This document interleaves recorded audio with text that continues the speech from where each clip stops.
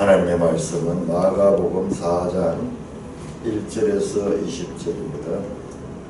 마가복음 4장 1절, 예수께서 다시 바닷가에서 가르치시니 큰 무리가 모여들거늘 예수께서 바다에 떠 있는 배에 올라 앉으시고 온 무리는 바닷가 육지에 있더라.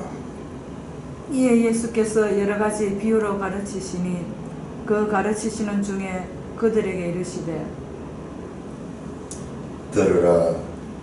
씨를 뿌리는 자가 뿌리러 나가서 뿌릴새 들으는 길가에 떨어짐에 새들이 와서 먹어버렸고 들으는 흙이 얇은 돌판에 떨어짐에 흙이 깊지 아니하므로 곧 싹이 나오나 해가 돋은 후에 타서 뿌리가 없으므로 말랐고 들으는 가시떨기에 떨어짐에 가시가 자라 기운을 막음으로 결실하지 못하였고 들으는 좋은 땅에 떨어짐에 자라 무성하여 결실하였으니 30배나 60배나 100배가 되었느니라 하시고 또 이르시되 들을 귀 있는 자는 들으라 하시니라. 예수께서 홀로 계실 때에 함께한 사람들이 12 제자와 더불어 그 비유에 대하여 물으니 이르시되 하나님 나라의 비밀을 너희에게는 주었으나 외인에게는 모든 것을 비유로 하나니 이는 그들로 보기는 봐도 알지 못하며 듣기는 들어도 깨닫지 못하게 하여 돌이켜 죄사함을 얻지 못하게 하려 함이라 하시고 또 이르시되 너희가 이 비유를 알지 못할진대 어떻게 모든 비유를 알겠느냐.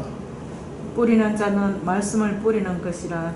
말씀이 길가에 뿌려졌다는 것은 이들을 가리키니 곧 말씀을 들었을 때 사탄이 즉시 와서 그들에게 뿌려진 말씀을 빼앗는 것이요. 또 이와 같이 돌밭에 뿌려졌다는 것은 이들을 가리킴이니 곧 말씀을 들을 때 즉시 기쁨으로 받으나 그 속에 뿌리가 없어 잠깐 견디다가 말씀으로 인하여 환난이나 박해가 일어나는 때에는 곧 넘어지는 자요. 또 어떤 이는 가시떨기에 뿌려진 자니 이들은 말씀을 듣기는 하되 세상의 염려와 재물의 유혹과 기타 욕심이 들어와 말씀을 막아 결실하지 못하게 되는 자요. 좋은 땅에 뿌려졌다는 것은 곧 말씀을 듣고 받아 30배나 60배나 100배의 결실을 하는 자니라. 하나님 아버지 은혜를 감사합니다. 우리가 많이 들었던 씨 뿌리는 비유인데 지금까지 알고 있던 것과 다르게 새롭게 하나님 뜻에 더 가까이 갈 수 있도록 우리의 눈을 열어주시고 깨우침을 허락하소서. 예수님 이름으로 감사하며 기도드리옵나이다. 아멘. 자, 이 복음서, 신약 성경은 특별히 복음서는 드러난 이 말씀과 그 말씀 이후에 이 말씀이 나타나게 하는 그 배경이 어마어마하게 깊습니다. 우리가 이 마가복음 1장 15절에 때가 찼고 예수님께서 때가 찼고 하나님 나라가 왔다 그 말씀을 선포하는데 수천 년이 그 사이 그 말씀이 터져 나올 적에 최소한 2000년 아니 저 창세기 3장 15절에 여자의 후손이 뱀의 머리를 상하게 하는 것이 이게 하나님 나라가 오는 거예요. 뱀이 지배하고 있는 이 세상 나라 가운데 하나님 나라가 돌아와서 그 뱀의 나라를 하나하나 정복되기 시작하는 것이 바로 예수님의 오심이고 그 말씀이 바로 때가 찼고 그 말씀 이처럼 예수님의 사역을 기록한 이 복음서는 한마디 한마디에 엄청난 깊이가 그 속에 깔려 있다는 것을 우리가 알아야 됩니다. 근데 우리가 이걸 처음부터 알 수 있느냐? 알 수 없습니다. 제가 많이 읽어둬야 돼. 많이 읽어둬야 돼. 자, 4장에는 세 개의 비유가, 제가 봤을 때 네 가지 비유가 돼. 네 가지 비유가 나옵니다. 4장의 비유들은 하나님 나라의 도래로 말미암은 새로운 질서의 시작을 보여주고 있습니다. 예수님께서 때가 차고 하나님 나라가 왔다로 시작이 됐잖아요. 그것과 연관이 돼요. 자, 우리 구약의 선지자들, 구약의 포로기의 선지자들이 무엇을 예언했는가? 다시 한번 보겠습니다. 예레미야 31장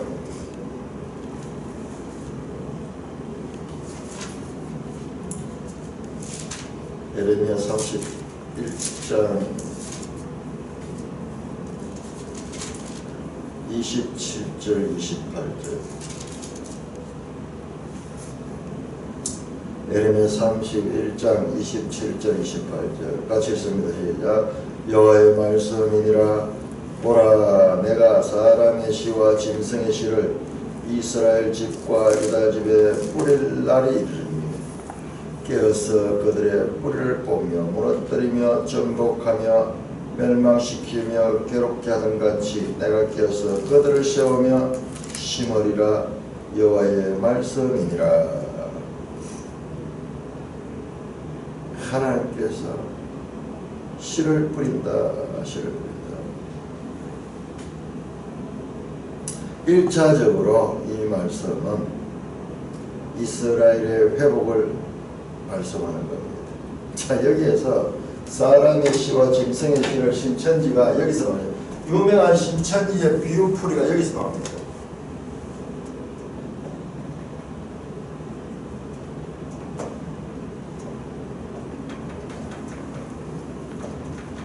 이걸 그대로 짐승의 시는 말씀이고 그러면서 이거 하나님 말씀이고 이거는 사탄의 말씀이다 이런 식으로 갖다 해석을 해보는데요. 그 신천지가 성경을 보통 사람은 또 그만큼도 가지도 못해. 교회에서 뭐 그렇게까지 가지도 못하니까 거기까지 가지고 이걸 이제 절대화 시켜가지고 소위 비유풀이를 하면서 자기들은 사람의 시고 기성교회는 짐승의 시라 하는 그 가르침이 여기서 나옵니다. 에스겔 36장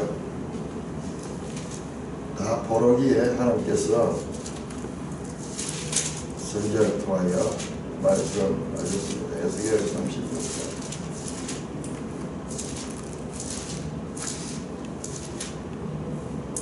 에스겔 36장 9절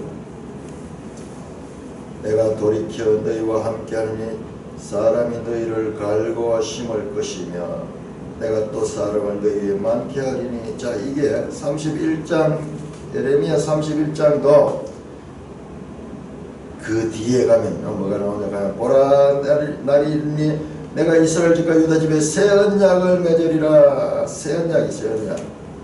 지금 이 36장도 25절부터 보면은 맑은 물을 너희에게 뿌려서 너희로 정결하게 곧 너희 더러운 것에서 우상 내가 새 영을 너희 속에 새 마음을 너희 주겠다. 이게 전부 다 새 언약과 연결. 새 언약. 씨 뿌리는 비유는 새 언약과 연관있다. 자, 원뜻은 이게 1차적으로 준 것은 이스라엘의 사람의 시, 짐승의 시라는 것은 그런 비유적인 의미가 있는 것이 아니라 그냥 황폐한 곳에 사람이 와서 살게 되는 그 같은 생명의 왕성함, 황폐했던 땅에 다시 사람들이 와서 거주하게 될 것을 가리키는 단순한 의미예요. 이게 1차적인 의미, 이스라엘의 포로 회복. 그러나 이 말씀이 새 언약과 연결되는 새 언약. 그러니까 이 신천지가요, 새 언약이라고 자기들이 내자는 새 언약이 되잖아요. 그 이만희는 그걸 보면 늘 앞에다 강단할 때 새 언약이 있어요. 이 새 언약을 이해를 못하니까는 거기에 넘어가는 거예요. 거기한테 안 되는 거예요. 그러니까 새 언약은 바로 예수 그리스도를 통하는 예수 그리스도. 지금 예수님께서 이 씨 뿌린 비유는 새 언약에 관한 비유고, 이것은 모든 이 비유 가운데 가장 기본적인 거라고 예수님께서 말씀합니다.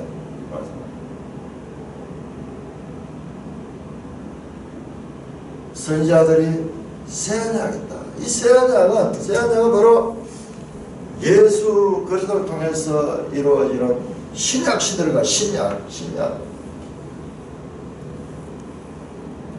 기본적인 말의 의미도 모르면서 신천지는 아무 말 대잔치를 하면서 자기들에게 갖다 붙이면 이만희도 갖다 붙이면 이만희 강단을 보면 늘 본 수로 시간 때 새 언약 새 언약이 뭔지를 모르는 거예요. 이거는 성경의 가장 기본 사상인데 교회가 그걸 모르니까 그걸 제대로 가르쳐주지 않으니까 사람들이 그걸로 빠진다고 하는 거예요.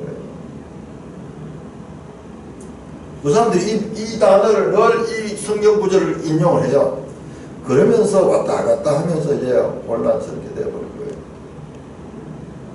자, 이 씨 뿌리는 비유는요, 마태복음 13장의 비유 가운데 제일 처음에 나옵니다. 그러니까 예수님은 뭐냐? 새 언약의 성취자로 오셨다. 성취자가. 여기에 어떻게 이만희가 들어가냐면, 이만희가 들어가냐, 말도 안 되는 그와 같은 이 억지 해석에 넘어갈 정도로 우리가 성경의 기본을 알지 못합니다. 마지막 선지자들, 바로 포로기의 선지자 에스겔, 에레미야를 통해서 현실은 이와 같이 포로가 되고 현실 이스라엘은 끝나는 것 같지만, 그러나 지금까지 주어졌던 이 모든 것들은 새 언약을 향한 것이다. 보라, 날이 이르니. 너희 가운데 굳은 마음을 제하고, 굳은 마음에 돌 같은 마음이잖아요. 여기 돌짝밭잖아요. 부드러운 마음을 주되, 옥토잖아요. 옥토. 내가 내 말을 너희 속에 두고 내 법을 너희 속에 둘 것이다.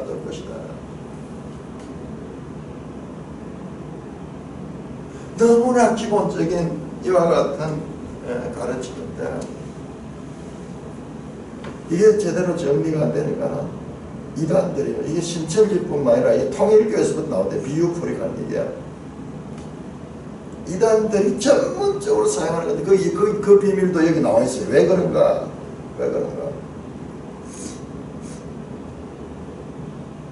자, 왜 그런가?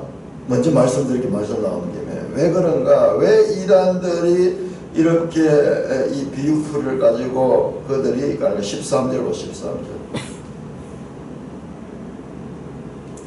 또 이르시되 너희가 이 비유를 알지 못하지 어떻게 모든 비유를 알겠느냐. 이 비유, 지금 현재 이 씨뿌리라는 이 비유는 모든 비유를 푸는데 열쇠가 여기에 담겨 있어요. 모든 비유는 이 비유와 연결이 되어 있습니다. 왜 그러냐? 이 비유가 시원하냐. 예수님은 하나님 나라죠. 하나님 나라. 자, 하나님 나라와 새 언약의 관계는 무엇이냐? 예수님이 가지고 온 그 하나님 나라는 바로 언약적인 차원, 법이잖아요. 법. 모세의 법, 언약적인 차원에서는 새 언약이 아니고 모세의 법이 아니라 새로운 언약으로 왔다. 새 계명.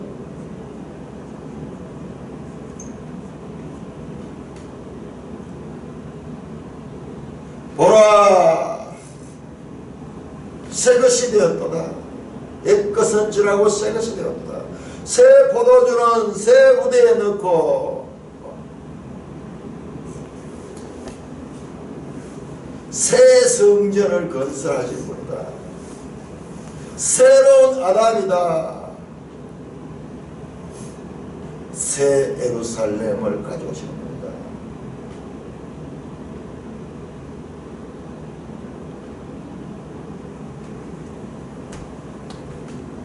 구약 성경을 잘 배운 사람, 잘 들어야지만 우리가 이것을 바로 이해할 수 있습니다. 하나님 나라잖아요. 예수님은 하나님 나라를 가졌다. 그 하나님 나라에 그 하나님 나라를 성전 개념으로 봤을 때 새로운 성전, 심령 성전이 되고, 이것을 쭉 구약부터 올라오던 언약 개념으로 봤을 때 새 언약이 되고, 예수님이 최후에 만찬하시면서 이런 내로 피로 붓는 새 언약이다 말씀하시고, 사도 바울도 그 예수님의 그 이 성찬을 집행하면서 새 언약이라고 말씀하네요. 예수 그리스도는야 새 언약의 성취자로 오셨다. 기본 중에 기본이 바로 이 씨 뿌리는 비유인데, 이 구약 선지자들이 다 말씀하던 그것인데, 이걸 전혀 그와 관계없이 그냥 본문에 나오는 씨 뿌리는 비유로만 보니까는 더 이상 나가지 못하고, 조금 더 그보다 나갔던 이단 신천지가 이거 나와요. 짐승의 시, 사람의 시, 이거 나오면서 이거 가지고 갖다 붙였거든요. 짐승의 시, 기성교회는 짐승의 시다, 짐승의 시다. 그러면서 논리를 전개시켜가면서 확실하게 만들어내요. 이 비유는 확실한 게 아니에요. 이유풀이를 확실하게 하면서 거기에서 사람들이 얽혀 들어가고, 오늘 신천지가 저 악한 집단들이 이 시대에 참으로 그 정체가 드러나고 있는데, 우리 기성교회가 말씀 가르침에 너무나 소홀히 했던 그 결과예요. 그 결과. 이래도 정신을 못 차리고, 차라리 저들은 거짓 가르침에도 불구하고 뭔가 가르치고 근데 우리는 그조차도 없는 경우가 얼마나, 그게 정통교회라고 해요. 정통교회가, 그게 정통교회면은 그게 뭐예요? 그게 이단보다 못하는 건데. 예수께서 다시 바닷가에서 가르치시니, 자, 첫 번째 2장 13절, 2장에서 예수께서 다시 바닷가에 나가시네. 자, 바닷가에 나갔다가 육지로 왔다가 바닷가에 나갔다가 이것이요, 나중에는 이제 배 타고 바다를 건너갔다가 다시 오고 하는 이것이 계속 나옵니다. 3장 7절에도 예수께서 제자들과 함께 바다로 물리가시매 갈릴리에서 큰 물에 따라. 자, 우리가 이 지도를 봤잖아요. 지도. 예루살렘, 이 소위 팔레스타인 땅이 있는 지도 자체가 지중해 동편에 붙어 있고, 그 다음에 그 동쪽으로는 저 아시아, 그리고 서쪽으로는 유럽, 남쪽으로는 아프리카 대륙을 끼고 있는 그 중간에 위치하고 있잖아요. 지형 하나도 하나님의 구원의 경륜에서 선택된 지형입니다. 하물며 예수님께서 사역하시는 이 모든 일들도 그와 같은 것이지 우리가 알지 못해서 그래요. 자, 이 바다는 갈릴리 호수죠. 갈릴리 호수. 앞으로 이 갈릴리 바다에서 풍랑이는 이 사건이 일어나고 계속 연결이 됩니다. 자, 바닷가에서 가르쳤다. 자, 지금까지 가르쳤다는 이야기가 1장 21절, 27절, 2장 13절 나왔습니다. 가르치고, 그 다음에 귀신을 쫓아내고 병을 치유하시는 사건들이 연속되어 나왔습니다. 그런데 무엇을 가르쳤다는 것을 우리는 알 수 없어요. 그냥 가르쳤다고만 되어 있어요. 자, 오늘 본문에서는 그 가르치는 내용이 나옵니다. 그러니까 우리가 직접 예수님의 가르침을 듣는 거예요. 예수께서 바다에 떠있는 배에 올라 앉으시고, 저 사람들이 많이 모여 가는 곳마다 인산이 내립니다. 큰 큰 무리가 모여드니까 예수께서 바다에 떠 있는 배에 올라앉으시고, 이거 3장 9절에도 한번 나왔죠. 3장 9절에 나왔습니다. 그리고 온 무리는 바닷가 육지에 있더라. 자, 그림을 탁 그려줍니다. 자, 이렇게 있고, 이 무리들은 이 육지입니다. 육지에 있고, 예수님은 바다 위에 배를 타고 있고, 여기에서 예수님께서 말씀하시고, 소위 야외 교육장이 만들어집니다. 야외 교육장. 자, 예수님과 이 무리들 사이에는 뭐가 있느냐? 바다가 있어, 바다가 있습니다. 무리들은 어디 있냐? 육지에 있더라 돼 있어요. 바닷가 육지에 있더라. 자, 이 육지라는 말이 뭐냐면 흙이다 하는 뜻이 게네스.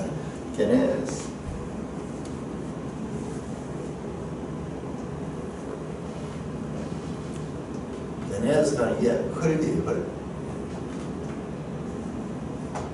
창세기 3장 19절에 너는 흙이니 흙으로 갈지라 할 적에 그 단어를 여기 써요. 게네스. 바다는 뭡니까? 자, 우리 창세기 보면 바다는 혼돈과 공허입니다. 공허. 자, 성경 구약성이 나오는가? 이 바다를 가리켜주는 이 바다는 사람의 힘으로 제어할 수 없는 그와 같은 혼돈과 공허의 세력입니다.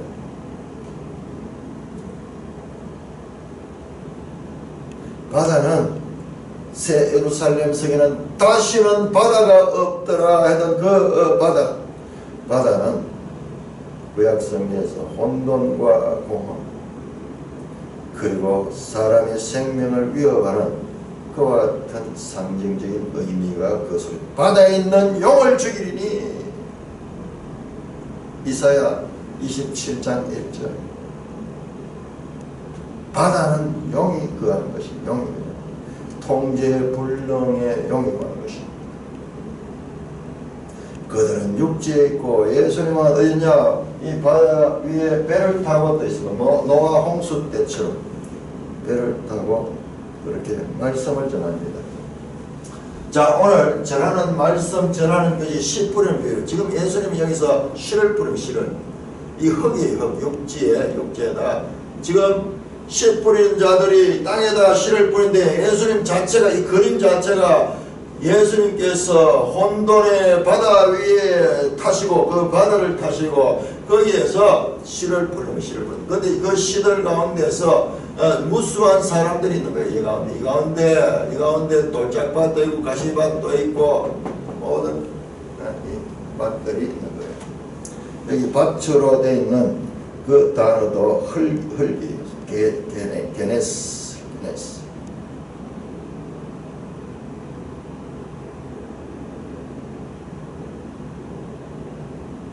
무리는 바닷가 게스에 있더라. 게. 자, 5절에 보면은 흙이 가는 거죠. 흙이 이 게스. 그 다음에 8절에는 땅이라고 보니 들어는 좋은 땅에 떨듯 이 땅도 게. 이것도 게입니다. 흙으로 만들어진 그 흙에다가 예수님께서 생명의 씨를 지금 뿌리는 거예요. 생명의 씨를 뿌리는 거예요. 그 입에서 나오는 혼돈의 바다 위를 타시고 생명의 씨를 뿌리는 그 장면을 그림같이 연출하고 있습니다.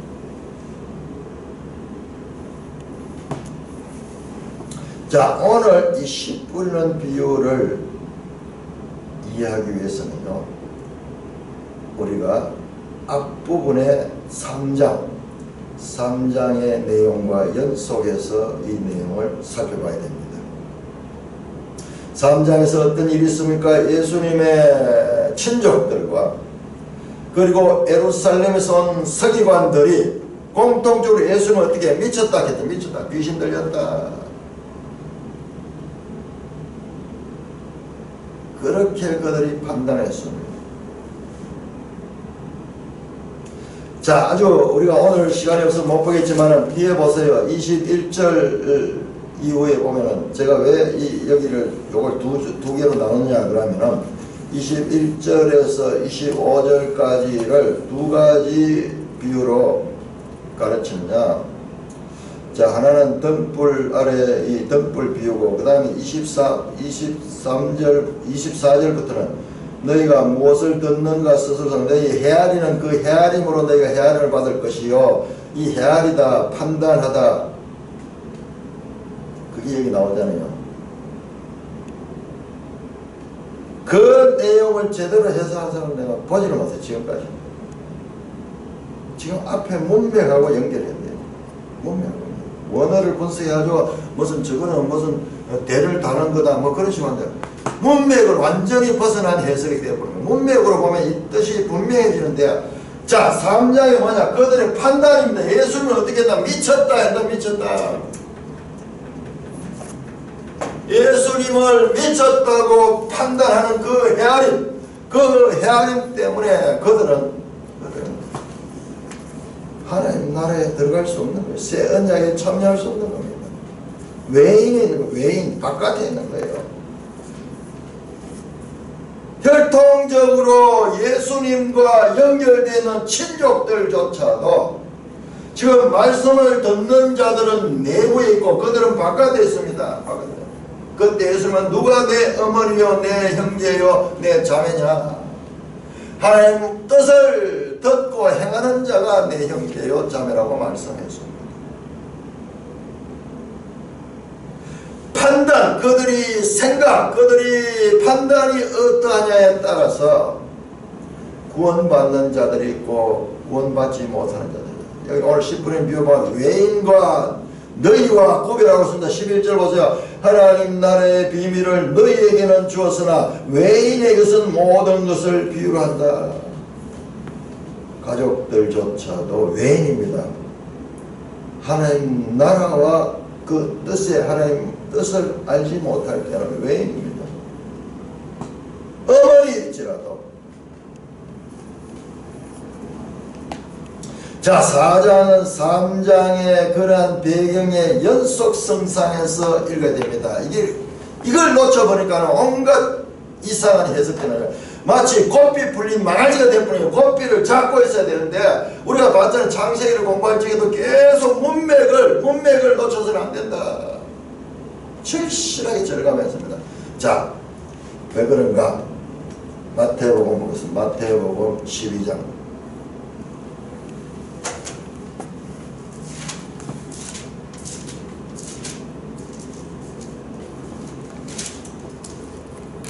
자, 마태복음 13장은 10분의 비유입니다. 자, 12장 46절부터 50절에 보면 예수께서 무리께 말씀할 때 그의 어머니와 동생들이 예수님께 말하고 밖에 서 있더라. 밖에 서 있는 거예요. 그때 예수님께서 누구든지 하늘에 계신 내 아버지 뜻대로 한 자는 내 형제요 자매요 어머니라 너무나 냉정하게 밖에 서 있는 혈육의 어머니와 이 동생들을 무시해버리고 지금 내 말씀을 듣고 그 뜻대로 하는 자가 내 형제고 자매다 말씀하시면서 13장에 10분의 비유 나오는 거예요. 이 10분의 비유는 이와 같이 그 3장에 나왔던 그 예수님의 새로운 가족과 연관되어 있는 그와 같은 내용입니다. 그걸 놓쳐버리면 지금 꽃뼈 풀린 망아지처럼 해석이 딴 데로 가버립니다.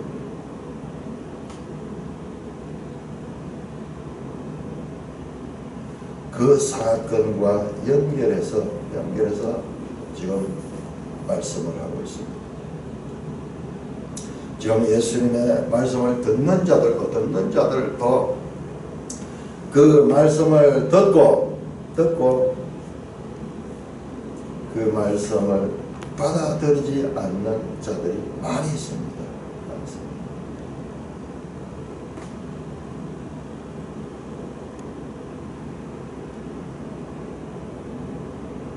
예수님의 새로운 가족, 혈육적인 그와 같은 가족들과 새로운 가족과를 명백하게 정의했습니다. 명백하게 정의했습니다.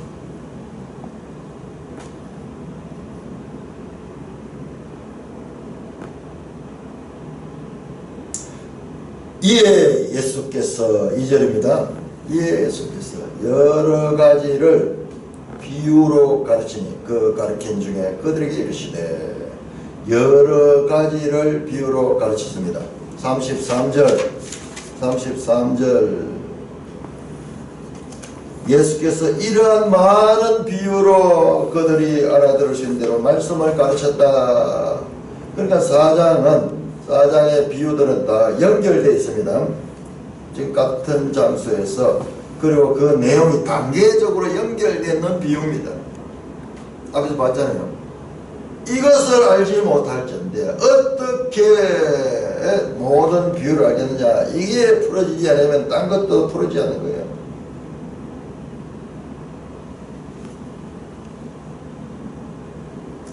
여러 가지 비유를 가르쳤습니다. 그 가르치는 중에 그들에게 이르시되 들으라. 자, 씨 뿌리는 비유의 핵심은 뭐냐 그러면 말씀을 듣는 자가 듣는 자. 셔마. 구약성경의 셔마.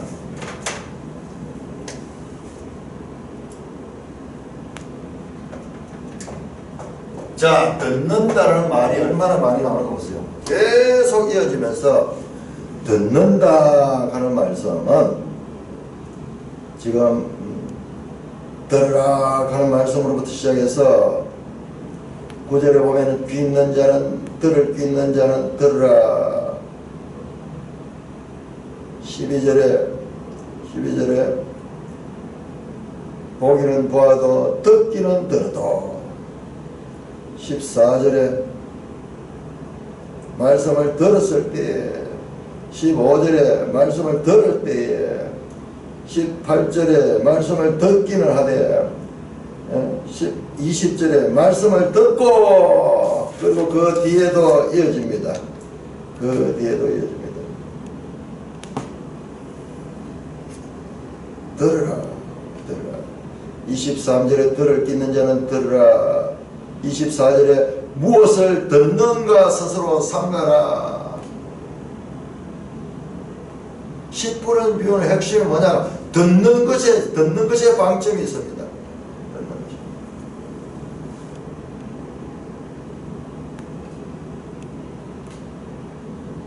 들으라. 씨 뿌린 자가 뿌리러 나가서 뿌릴세요. 들으는 길가에 떨어지며 새들이 와서 먹어버리고 들으는 흙이 얕은 돌판에 떨어지되 흙이 깊지 않으므로 곧 싹이 나오고 해가 도동에 타서 뿌리가 없으므로 말하고 들으는 가시떨기에 떨어지며 가시가 자라 기운을 막게 하시며 들으는 좋은 땅에 떨어지며 자라 무성하여 결실하였으니 30배나 60배나 100배가 되었느니라. 또 이러시되 들을 귀 있는 자는 들으라. 처음과 끝, 씨 뿌린 비유의 처음과 끝이 전부 다 듣는 겁니다. 셔마.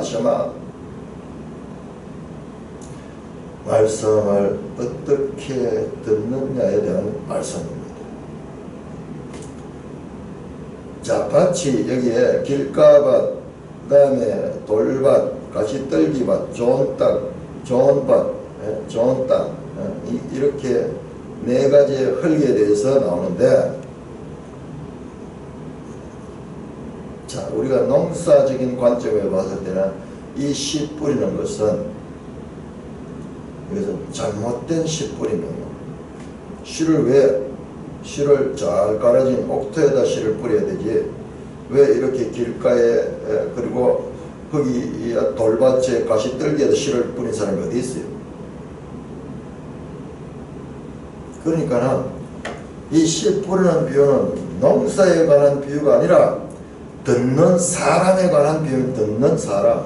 지금 앞에 있는 청중들 많은 무리들이 지금 씨를 뿌리고 있는데 예수님이 이 생명의 씨를 뿌리고 있는데 그들의 마음의 상태를 그들이 어떻게 듣는가를 보여주기 위한 가르침입니다. 아니 씨 뿌린 자가 어디 길가에다 씨를 뿌리고 돌밭에다 씨를 뿌리고 가시떨기에다 왜 씨를 뿌려요? 이건 농사의 기본이 아니잖아요. 씨 뿌린 비유는 농사의 원리를 가리키는 거 아닙니다. 농사 짓는 자는 씨를 뿌리기 전에 먼저 밭을 갈아서 준비시킨 후에 씨를 뿌립니다. 그러므로 여기에서 씨 뿌린 비유는 말씀을 듣는 자들의 태도를 설명하기 위한 것입니다.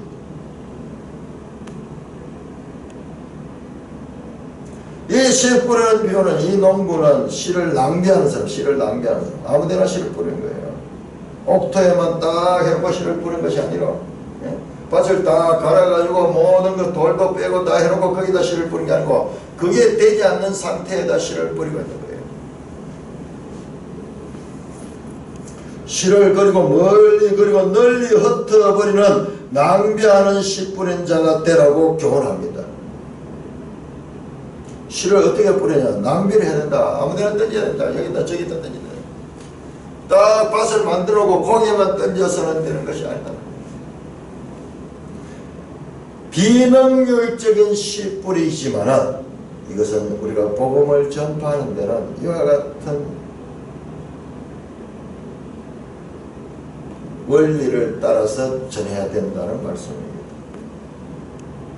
우리는 알 수 없습니다. 누가 옥토인지 누가 이 돌밭인지 다 돌밭이고 다 가시떨기고 다 길가밭입니다. 스스로 그 밭이 스스로를 기경할 수 없으나 농부가 기경해 주지 않으면 그러니까 이 좋은 땅은 그냥 땅 스스로가 좋은 거 아니에요. 이 좋은 땅은 기경된 땅입니다. 기경된 땅. 그건 누가 하냐? 농부가 기경, 땅이 스스로 기경할 수 없습니다. 저는 이 본문을 보면서 늘 그렇게 했어요. 전에는 그냥 씨 뿌린 거 같은데 농사하는 걸 이렇게 알고 보니까는 틀렸어. 먼저 밭을 잘 갈고 씨를 뿌리는데 여기는 밭도 안 갈고 씨를 뿌리니까 이게 비능률적이에요.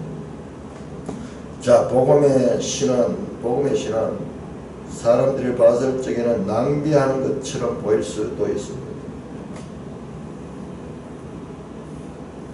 농사의 원리로서 봐서는 안 돼요. 지금 예수님이 현재 이와 같은 비능률적인 씨 뿌리를 하는 거예요. 예수께서 홀로 계실 때에, 자, 무리들 앞에서 씨를 뿌렸습니다. 예수께서 홀로 계실 때에 함께한 사람들이 12제자와 더불어 그 비유에 대하여 물었다. 자, 많은 무리입니다. 지금 이 큰 무리가 모여들었다고 1절에 말합니다. 이제 10절에 보니까 예수님이 홀로 계실 때 함께한 사람들이 12제자와 더불어 그 비유에 대하여 물었다. 자, 12제자와 그리고 함께한 사람, 큰 무리에서 분리된 사람. 그 많은 사람들 앞에 있을 때 예수님이 비유를 한 것은요, 그것은 비유 자체도 그렇듯이 비유는 근본적으로 이래 생각할 수도 있고 저래 생각할 수도 있고 모든 오해를 할 수 있는 여지가 비유 속에는 있습니다. 그 비유예요. 그러니까 비유풀이 하면서 온갖 이단이 다 나오는 거죠. 예수님께서 홀로 계실 때 함께한 사람들이 12제자와 더불어 큰 무리 가운데서 특별하게 구별된 사람들이 그 비유들에 대하여 물었습니다. 자, 예수님이 홀로 계실 때 함께한 사람들과 12제자는 이어나오는 말씀 보면 11절 보면 너희가 됩니다. 너희에게는 주었으나 외인에게서 모든 것을 비유로 하나니. 자, 외인은 누구냐? 큰 무리들입니다. 큰 무리들. 3장으로 보면은 외인은 바깥에 있던 그 예수님의 친족들.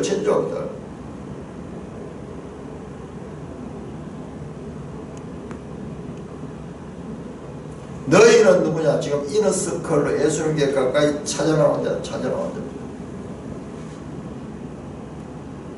많은 사람들이 듣지만은 그러나 그 말씀을 바르게 알기 위해서 반응하며 더 구체적으로 듣기는 들었는데 이 말씀이 가지고 있는 그 의미가 무엇인가 궁금해하면서 그 비유에 대한 더 자세한 해석을 요구하는 자들을 지금 너희라고 말합니다. 11절에 하나님의 나라의 비밀, 지금 10뿌리는 비유는 하나님 나라의 비밀이다.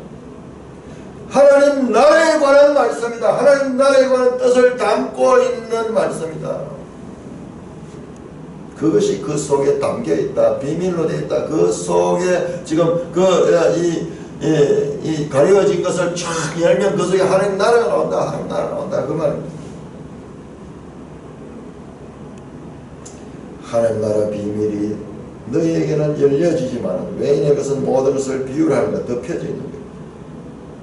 왜? 12절에 이는 그들이 보기는 보아도 알지 못하며 듣기는 들어도 깨닫지 못하여 돌이켜 죄사함을 얻지 못하게 하려 함이라. 우리 성경 가운데 제일 난해 구절 가운데 하나예요. 예수님이 못 깨닫도록 만들었다는 거예요. 비유를 한 이유가 깨닫지 못하도록, 그래서 죄사함을 받지 못하도록 했다는 것입니다. 이게 무슨 말이에요?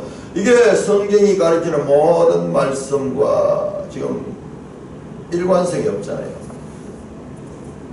하나님은 모든 사람이 구원받기를 원한다. 예수님은 의도적으로 구원받지 못하고 제사함 받지 못하도록 비유로 했다. 그렇게 말씀을 하고 있습니다. 자, 이 말씀은 이사야 6장의 인용입니다. 자, 이사야 6장 보겠습니다. 이사야 6장. 그러니까 신약 성경은 얼마나 어려운지 몰라요. 구약 성경에 탄탄한 이해가 없이 신약을 그냥 신약으로만 풀어버리면 이와 같이 난감한 그 해석이 납니다. 이사야 6장은 이사야 선지자가 하나님 만날 때입니다. 하나님 만날 때.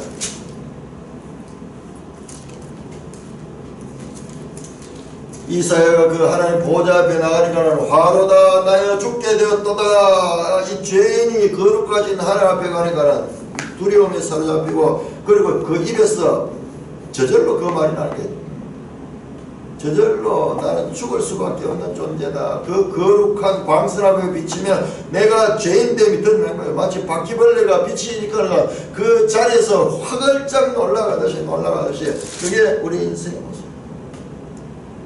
5절입니다. 그때 내가 말을 하루다 나 연망하게 되었다. 나는 입술이 부정한 사람이요 나는 입술이 부정한 백성 중에 거주하면서 만군의 여호와 왕을 배웠다. 그때 천사가 숯불을 그 입에 지집니다. 그래서 그 죄를 사해 주니까 하나님 앞에 서십니다. 그때 8절에 내가 또 주의 목소리를 들으니 주께서 이르는 내가 누구를 보내면 누가 우리를 위하여 갈꼬 하시니 그때 이사야가 내가 여기 있나이다 나를 보내소서 하였다. 그때 주는 말씀이거든요. 여호와께서 이르시되 9절입니다. 가서 이 백성에게 이르기를 너희는 듣기는 들어도 깨닫지 못할 것이요 보기는 보아도 알지 못하리라 하여 이 백성의 마음을 둔하게 하며 그들의 귀가 막히고 그들의 눈이 감기게 하라. 염려하건대 그들이 눈으로 보고 귀로 듣고 마음으로 깨닫고 다시 돌아와 고침을 받을까 하노라 하시기로. 하나님이 이 눈을 막아버립니다. 깨닫지 못하게 합니다. 그때 이사야가 묻습니다. 하나님의 절대적인 것 같은 말씀이니까는 그 말씀을 수용을 하대요. 예, 이사야는 언제까지 그렇게 합니까? 묻습니다. 11절에 주여 어느 때까지니까 하였더니 주께서 대답하셨습니다. 성읍들은 황폐하고 주민이 없으며 고압들은 사람이 없고 토지가 황폐하게 되며 여호와께서 사람들을 멀리 옮기셔서 이 땅마다 황폐하고 포로기 때까지 이스라엘 포로기 때까지 이와 같이 깨닫지 못하게 된다. 그 중에 10분의 1이 아직 남아있을 줄 이것도 황폐하게 되리라. 10분의 1이 남아있어도 그들까지 황폐하게 되야 된다. 밤나무와 상수리나무가 배임을 당하여도 그 거룩한 그 그루터기는 남아있는 같이 거룩한 씨가 이 땅에 그루터기니라. 거룩한 씨. 이 거룩한 씨가 바로 예수 그리스도.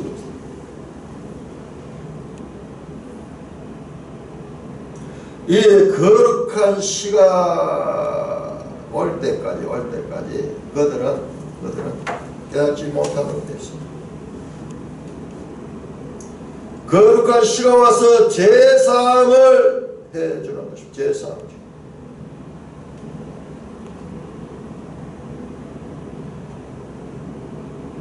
자, 이 비유 명확하지 않고 오해할 수 있는 여지가 있는 여러가지 상상력을 작용해서 자기 생각을 붙일 수 있는 그와 같은 말씀만 던졌고, 그러면은 그 말씀에 대해서 어떻게 반응하느냐, 비유만 듣고 떠나가는 자들은 외인입니다. 들었다고 되는 게 아닙니다. 그러나 그 비유의 말씀을 듣고 그 말씀의 진정한 의미를 알기 위해서 찾아오는 자, 말씀에 대한 반응에 따라 가지고 외인과 그리고 이 구원받는 무리가 구별되고 있습니다. 그러니 말씀에 대한 반응이 어떠냐가 그 사람의 생명이 있느냐 없느냐의 반응입니다. 우리가 어린아이는 본능적으로 어떻게 어머니 젖을 찾고 그 젖을 빨아제끼잖아. 죽은 아이는 그렇게 못하는 거예요. 본능적으로 하나님의 말씀이 왔을 적에 거기에 대한 반응인 거예요. 알고 싶어서 계속 그 말씀을 추구하는 자들이 있고, 들어도 그냥 스쳐버리는 자가 있습니다. 13절에 또 이러시되 내가 이 비유를 알지 못할지 어떻게 모든 비유를, 이 비유는 중요한 비유입니다. 이 비유는 모든 비유를 아는데 단서가 들어있는 말씀입니다. 자, 그러면서 설명합니다. 뿌리는 자는 말씀을 뿌리는 것이다. 지금 보세요. 예수님이잖아요. 예수님이 배를 타고 말씀을 지금 뿌리고 있잖아. 흙에다가 말씀을 뿌리잖아. 이들은 어떤 흙이냐? 말씀이 길가에 뿌려졌다는 것은 이들을 가리킵니다. 곧 말씀을 들을 때 사탄이 적시와서 그들의 뿌려진 말씀을 빼앗는 것이요, 또 이와 같이 돌밭에 뿌려졌다는 것은 이들을 가리킵니다. 말씀을 들을 때 적시 기쁨은 그 속에 뿌리가 없어 잠깐 견디다가 말씀을 해야 환난과 박해가 일어날 때는 곧 넘어지다. 어떤 이는 가시떨기에 뿌렸다니 말씀을 듣긴 하듯 세상의 염려와 재물의 유혹과 기타 욕심이 들어와 말씀을 막아 결실하지 못하는 자다.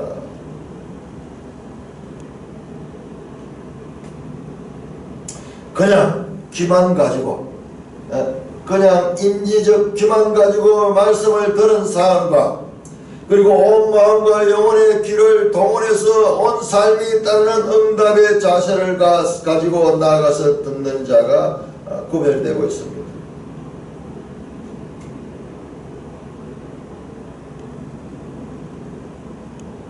자, 우리 여기에서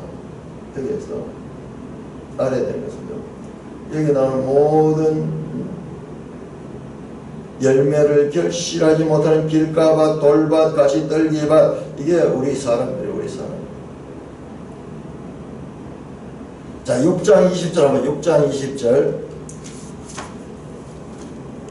20절 보면 헤롯 왕이요, 말씀에 대한 반응이 있어요. 헤롯 왕이 6장 20절 헤롯이 요한이 어렵고 거룩한 사람으로 알고 두려워하여 보호하며 또 그의 말을 들을 때에 크게 범민했다. 이 헤롯의 마음이에요. 요한이 말할 때 그 말씀이 와서 부딪히는 거예요. 그리고 달갑게 들었다. 이 요한이 마음이 마치 이 가시떨기에 마치 말씀을 들으니까요, 그 마음이 흔들리고. 그렇지만은 세상의 염려와 재물의 유혹과 기타 욕심이 들어와 그 말씀을 막아 결실하지 못하는 자. 가롯 유다도 마찬가지. 가롯 유다도.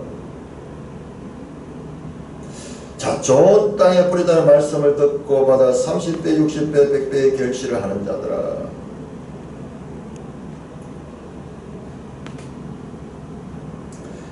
말씀을 듣고 causing, hear, and 파라데코타이 수용하다, 환영하다. 그 말씀을 듣고 그것을 영접하는 자. 그는 30배나 60배나 100배의 결실을 합니다. 그 마음이 부드러운 마음입니다. 자, 그런데 그 부드러운 마음은 누구냐? 이거는 예수 그리스도입니다. 예수 그리스도. 좋은 땅. 자, 예수 그리스도 하나님의 씨잖아요. 그 하나님의 씨가 어떻게 왔습니까? 사람의 몸을 가져 사람이 누구면 흙이잖아요. 흙. 너는 흙이니 흙으로 돌아가실 것이라. 그 사람의 몸으로 하나님의 씨가 들어온 거예요.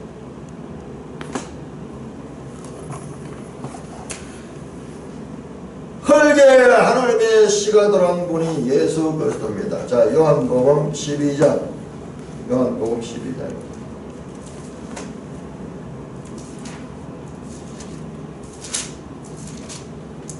요한복음 12장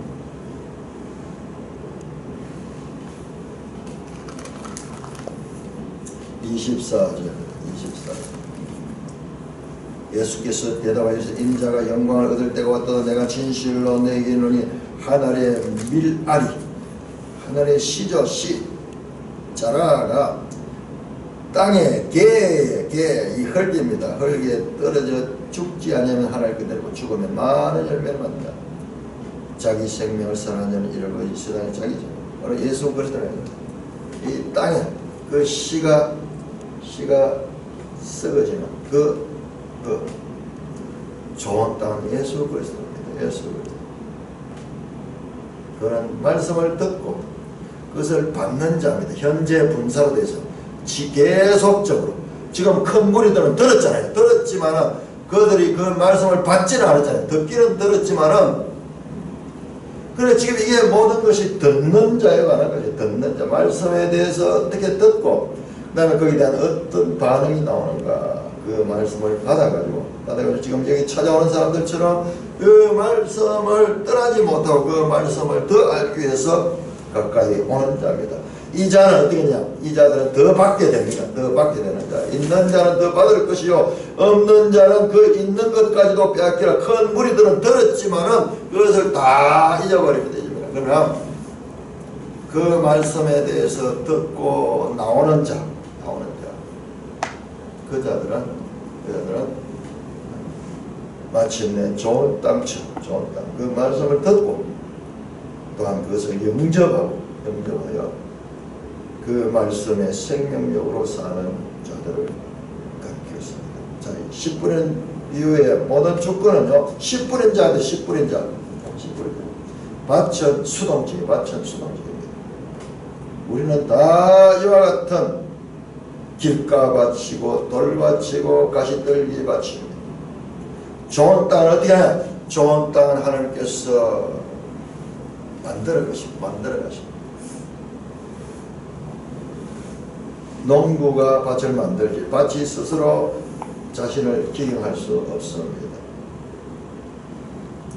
말씀에 대한 반응이 바로 이 10분의 자 비유 가운데서 나옵니다. 자, 그러면 이 비유를 알지 못해 어떻게 모든 비유를 알겠느냐? 이어지는 비유들도 이 말씀과 연관해서 발전적으로 전개되는 것이라는 것을 우리가 놓치지 말고 4장을 보면서 3장에 예수님의 새로운 가족이 누군가 하는 것을 확실하게 알고 이 4장에 와야 이해가 되듯이 그 다음에 4장 후반절 부분 그 다른 비유들도 이 비유와 연결해서 그렇게 볼 적에 바른 해석이 나올 수가 있습니다. 찬송가 200장